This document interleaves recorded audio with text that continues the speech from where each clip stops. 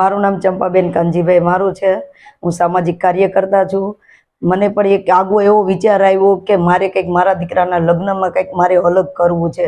તો મેં એક મારા મોટા દીકરાની હાથીની અંબાડીએ મેરેજ કર્યા અને આ નાના દીકરાની પણ હાથીની અંબાડીએ મેરેજ કર્યા।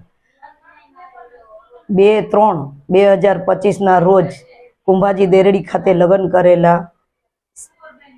મહેન્દ્રભાઈની દીકરી સુપુત્રી સાથે હાથીની અંબાડીએ મેરેજ કરવામાં આવેલ। સામાજિક કાર્યકર્તાઓ પણ સાથે હતા, ઘણા બધા વક્તાઓ પણ સાથે હતા। હું મારા જીવનશૈલી વિશેની વાત કરું તો મેં ઘણો બધો સંઘર્ષ કર્યો છે અને અમે ઘણી બધી ગરીબ પરિસ્થિતિમાંથી ને પસાર થઈને આવેલા છે કે એક સમય એવો હતો કે મારી પાસે સાયકલના પણ પૈસા નહોતા। અમે ઘણી બધી મહેનત કરી અને સંઘર્ષ કરીને અમે અહીંયા પહોંચ્યા છીએ અને મારું પણ એક એવું સપનું હતું કે મારા દીકરાને પણ મારે ગજરાજની અંબાડી પર લગ્ન કરવા છે।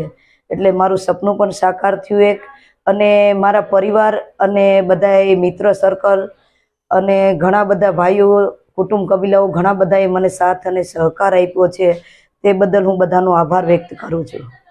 હું મહિલાઓને અને દીકરીઓને એક સંદેશો દેવા માંગુ છું કે દીકરીઓને ભણાવો। દીકરી ભણશે તો 2 પેઢી તારશે અને આજના યુગમાં દીકરીઓ જો ભણશે ને તો કંઈક ના કંઈક કરી શકે એમ છે કે આઈપીએસ અધિકારી બની શકે અને મહિલાઓ ઘણી બધા હુનર કરી શકે છે। તો માટે દીકરીઓને ભણાવો અને દીકરીઓ ભણીને આગળ વધશે અને ઘણા બધા યોજનાઓના લાભ પણ લેવડાવશે અને લેશે।